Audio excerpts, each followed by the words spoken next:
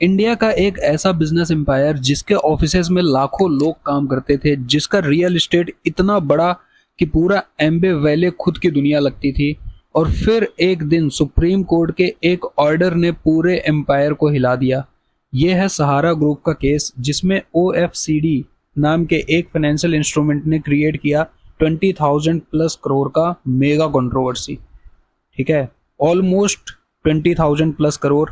And in some articles जहाँ पे लोग बोलते हैं कि it was a scam of around 25 crore plus. ठीक है, तो ये केस है सहारा ग्रुप का, जिसमें ओएफसीडी नाम के एक फाइनेंशियल इंस्ट्रूमेंट ने क्रिएट किया एक मेगा कंट्रोवर्सी।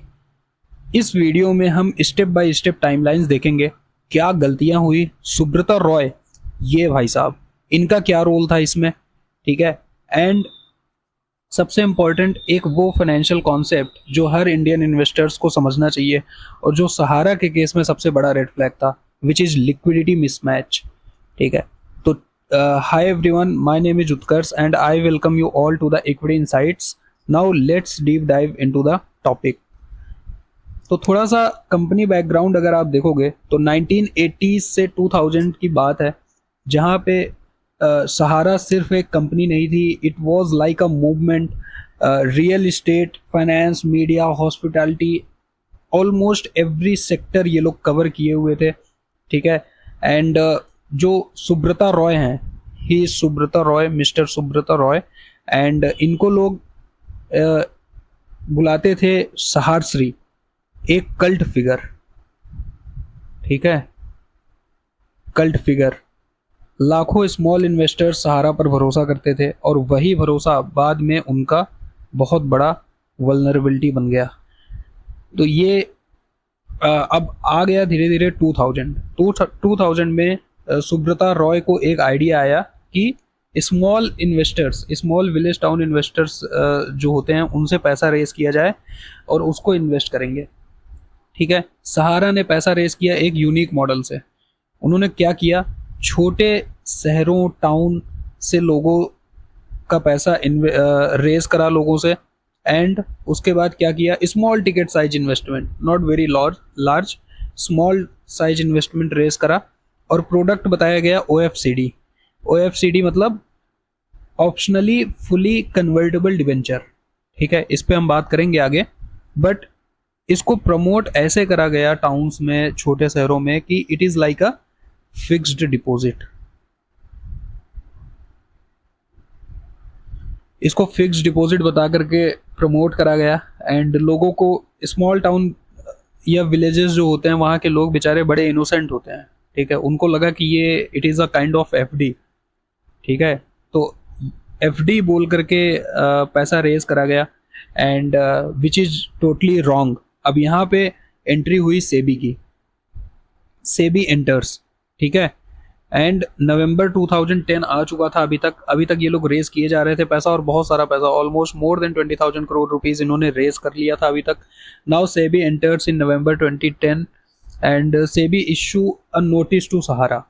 सहारा को एक नोटिस इशू किया गया कि, एंड उन पे एलिगेशन लगाया गया कि भाई आपने ओएफसीडी के थ्रू करोड्स ऑफ इन्वेस्टर से पैसा रेस किया बिना proper public issue rule follow किए हुए। ठीक है, अब सेबी का कहना यह है कि वॉट एवर यू डिड, सहारा ने जो किया, जो लोगों से पैसा रेस किया, that is a kind of public issue. ठीक है, that is a kind of public issue. जैसे आईपीओ लाती हैं companies, IPO, initial public offering, तो उसके कुछ गाइडलाइंस हैं वो फॉलो करती हैं। तो सेबी का ये कहना था कि आपने आम जनता से पैसा रेस किया हुआ है without following the rules, without following the public issue rules. ठीक है, सेबी बोला ये एक पब्लिक इशू है, बट सहारा बोलता था कि ये एक प्राइवेट प्लेसमेंट है, हमने तो कोई आईपीओ लाया ही नहीं, ये तो कोई फंडिंग रेज करी नहीं थ्रू इनिशियल पब्लिक ऑफरिंग जैसे आम कंपनीज करती हैं, ये तो एक प्राइवेट प्लेसमेंट है। ठीक है, यानी एक लीगल डेफिनेशन का डिस्प्यूट स्टार्ट हो गया, जो बाद में इंडिया का सबसे बड़ा रिफंड ड्रामा बन गया। ठीक है, अब लीगल वॉर स्टार्ट हो चुका था, एंड आ गया 2011-12। ठीक है, अब कोर्ट के चक्कर लगने लग गए, ठीक है, कोर्ट टू कोर्ट लोग घूमने लगे, सहारा आने लगा, आर्गुमेंट, अपील्स, एक्सटेंशन। फाइनली 31 अगस्त 2012 में सेबी का एक बहुत बड़ा ऑर्डर आया। सेबी ने ऑर्डर इशू करा कि सहारा को 20,000 plus crore rupees, almost 20 to 25,000 के बीच का कोई फिगर है, ठीक है, वो रिफंड करना होगा इन्वेस्टर्स को, और रिफंड भी सेबी के थ्रू होगा। ठीक है, सेबी ने ये फाइनल ऑर्डर दे दिया कि भाई आपको पैसे रिफंड करने पड़ेंगे, और रिफंड भी आप ऐसा नहीं कि आपने बोल दिया हाँ हमने कर दिया, आपको रिफंड करना पड़ेगा, वो भी सेबी के थ्रू। ठीक है, आप देखो यहाँ पे refund must be processed through SEBI. ठीक है, एंड 20,000 प्लस करोड़ इनको रिफंड करना है, ये ऑर्डर आ गया कोर्ट का। ठीक है, अब क्या हुआ, अब यहाँ पे सुप्रीम कोर्ट ने कंट्रोल ले लिया पूरा। ठीक है, ईयर है 2013। ठीक है, केस एस्केलेट हुआ एंड सुब्रता रॉय को कंट्री छोड़ने से मना कर दिया गया कि भाई आप कंट्री छोड़ करके नहीं जा सकते कहीं भी। एंड कोर्ट ने बोला रिफंड प्लान दो, कि आप कैसे रिफंड करोगे, क्या प्रोसीजर होगा, कितने कितने इंस्टॉलमेंट में करोगे, वो सारे प्लान्स हमें दो। ठीक है, बट इन्होंने कुछ नहीं दिया, कंप्लायंस डिले होती गई और टेंशन बढ़ती गई। ठीक है, फिर बाद में क्या हुआ कि जब इनको नोटिस देने के बाद भी ये कोर्ट में अपीयर नहीं हुए, तो एक बहुत बड़ा टर्निंग पॉइंट आया। वो टर्निंग पॉइंट ये था कि फरवरी 2014 में सुप्रीम कोर्ट ने नॉन बेलेबल वारंट इशू कर दिया against Subrata Roy, non bailable warrant against Subrata Roy for non compliance with court orders. ठीक है, कोर्ट ने इनको ऑर्डर दिया था कि भाई आप अपना रिफंड प्लान दो, आप कोर्ट में अपीयर हो, ना तो ये कोर्ट में अपीयर हुए, ना तो इन्होंने अपना कोई रिफंड प्लान दिया। ठीक है, बस इग्नोर करते गए कोर्ट के नोटिसेस को या फिर कोर्ट के ऑर्डर्स को। तो कोर्ट ने फाइनली एक नॉन बेलेबल वारंट अगेंस्ट इनके सुब्रता रॉय के इशू कर दिया एंड बोला कि आप अब कोर्ट में आइए। बट इन्होंने अगेन कोर्ट में अपीयर नहीं हुए ये। ठीक है, अगेन ये कोर्ट में अपीयर नहीं हुए। When Roy didn't appear in court as order, authorities were directed to take immediate action. अब इनके बोल दिया गया कि भाई एक काम कर, इसको पकड़ के डाल जेल में। उनको अरेस्ट करके तिहाड़ जेल भेजा गया।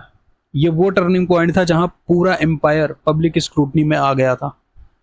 ठीक है, the whole empire was in public scrutiny. अगर ये कोर्ट में पेश हो गए होते, वहां पे इन्होंने अपनी गलतियां एक्सेप्ट करी होती, या फिर अगर आपके माइंड में कुछ ऐसा है कि नहीं मैंने तो कुछ गलत किया नहीं है, तो आप अपना अपना साइड भी कोर्ट को बताते, तो मे भी चीज़ें थोड़ी सी बेटर होती। But he fail to appear, that means कि he did something wrong, right.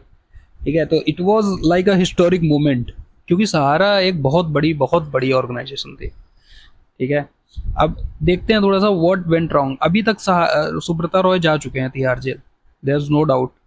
इनको अरेस्ट कर लिया गया, तिहाड़ जेल जा चुके हैं ये। अब देखते हैं कि गलती क्या हुई, रेड फ्लैग्स देखना। सबसे पहला जो रेड फ्लैग था, that was product misdesign. ठीक है, ओएफसीडी एक कॉम्प्लेक्स इंस्ट्रूमेंट था, hybrid of debt plus potential equity, पर इसका मार्केटिंग रूरल इंडिया में डिपॉजिट जैसा किया गया। जब मैंने बताया ना स्टार्टिंग में आपको कि इन्होंने इसको प्रमोट किया, it is like a FD, it is like a FD.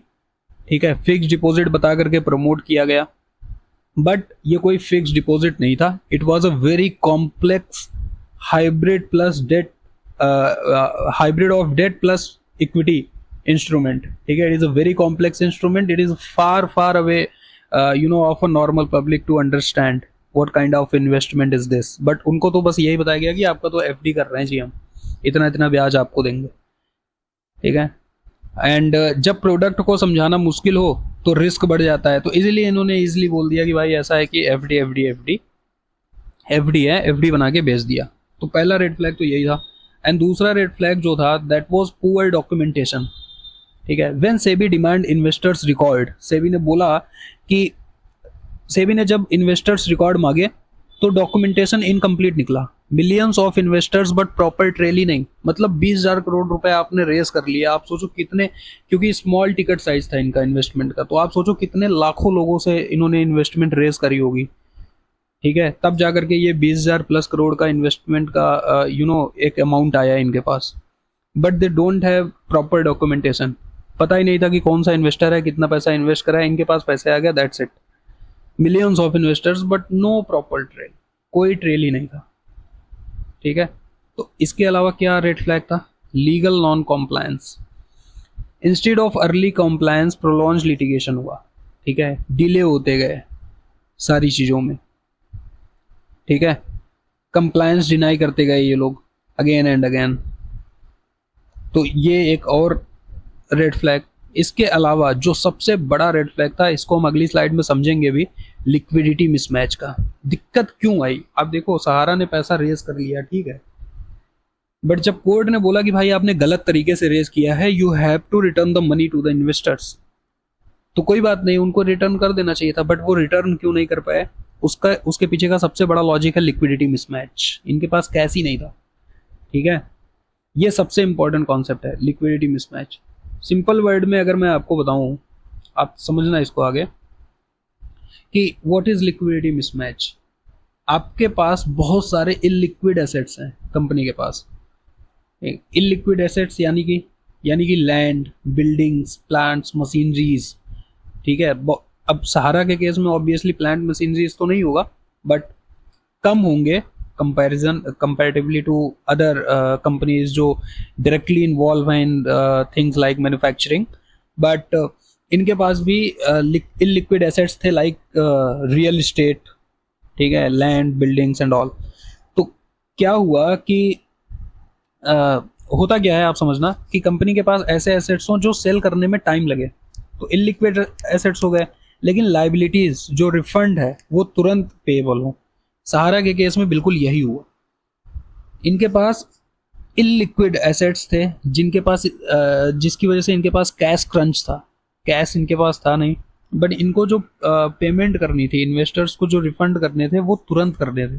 ठीक है, कोर्ट का ऑर्डर भी आ चुका था कि आपको तुरंत इमीडिएटली पैसा देना है, बट वो दे नहीं सकते थे क्योंकि उनके पास थे ही नहीं। जब कोर्ट ने बोला कैश लाओ, तो एसेट सेल करने के लिए टाइम चाहिए था। इस मिसमैच ने क्राइसिस मैग्नीफाई कर दिया एंड बिल्कुल यहीं से सब बेड़ा गर्क हो गया इनका। ठीक है, अब देखना हुआ क्या। When supreme court order bring the cash, Sahara assets needed time to liquidate. This timing mismatch magnify the crisis from a legal issue to an existential threat. मतलब पैसे ही नहीं थे, इनको टाइम चाहिए था ऑलमोस्ट 6 महीने से 1 साल कम से कम, बट उतना टाइम इनके पास था नहीं। तो इसी कॉन्सेप्ट को हम कहते हैं लिक्विडिटी मिसमैच। लिक्विडिटी मिसमैच, ठीक है, सहारा के केस में बिल्कुल यही हुआ है, लिक्विडिटी मिसमैच हुआ है। अब आगे बढ़ते हैं। यार देखो, सहारा व्हाट हैपेंड आफ्टर, ठीक है, तो अगले सालों में refund, asset sales, court hearing, ये सब कंटिन्यू रहा। सेबी ने सहारा रिफंड अकाउंट बनाया, पर एक्चुअल क्लेम्स एक्सपेक्टेड से बहुत कम आए, क्लेम्स ही नहीं आए, और case still remains one of India's most complex financial controversies. ठीक है, तो दोस्तों, सहारा का केस एक परफेक्ट एग्जाम्पल है कि financials plus poor compliance, liquidity mismatch and end up destroying even the biggest empire. ठीक है, अगर आपको ऐसे केस स्टडीज पसंद आते हैं तो आप वीडियो को लाइक करिएगा, चैनल को सब्सक्राइब करिएगा। मिलता हूँ आपसे किसी अगले वीडियो में, तब तक के लिए this is Utkarsh signing off.